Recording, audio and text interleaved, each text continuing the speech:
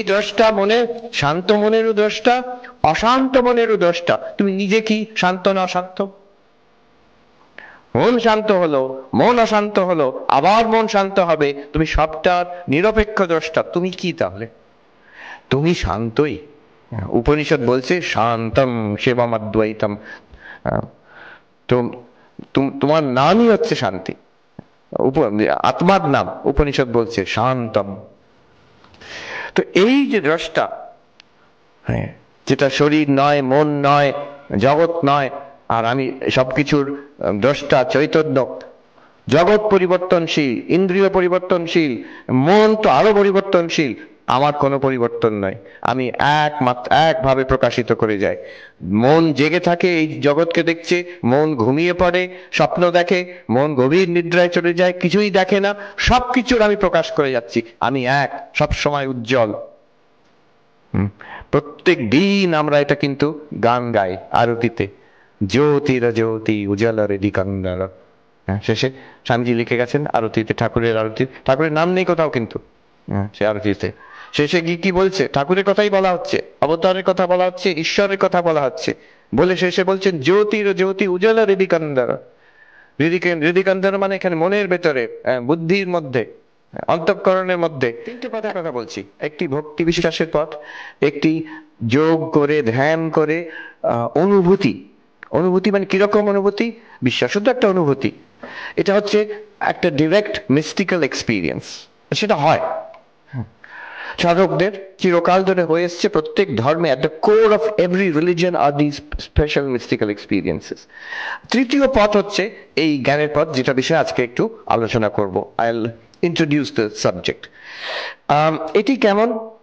এখানে our daily experience, ইংলিশে যেটাকে quotidian experience বলে, আমাদের প্রতিদিনের যে এক্সপিরিয়েন্স, দ্যাট ইজ রিকোয়ার্ড। যে তোমাকে কালীর দর্শন দরকার কিংবা বিষ্ণুর দর্শন দরকার তবেই অধ্যাত্ম, নাও। তুমি কি জেগে আছো? হ্যাঁ, আমরা জাগি তো। তুমি কি ঘুমাও? আমি ঘুমাই, কখনো কখনো বেদান্ত ক্লাসেই ঘুমিয়ে পড়ি।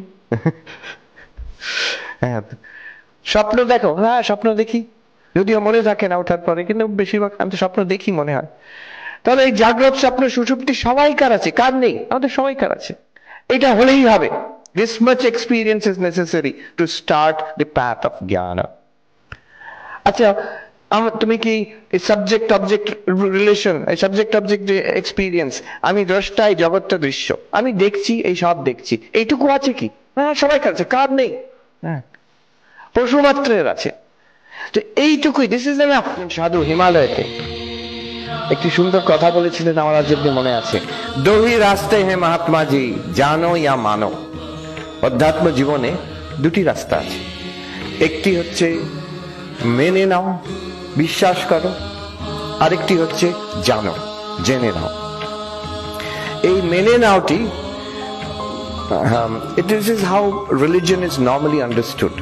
বিশেষ করে পাশ্চাত্যতে রিলিজনও বলে না, এখন বলে ফেথ, বিশ্বাস।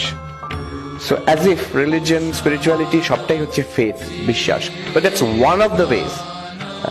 মেনে নাও। আমেরিকাতে জিজ্ঞেস করবে, which faith do you belong to, or don't you belong to any faith at all? দু রকম।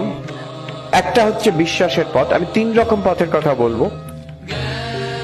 The idea being, এই দৃগ্দৃশ্য বিবেক, এটার কি বিশেষত্ব, এটা বোঝার জন্য একটা I'll prepare a sort of background, then we will understand what this is.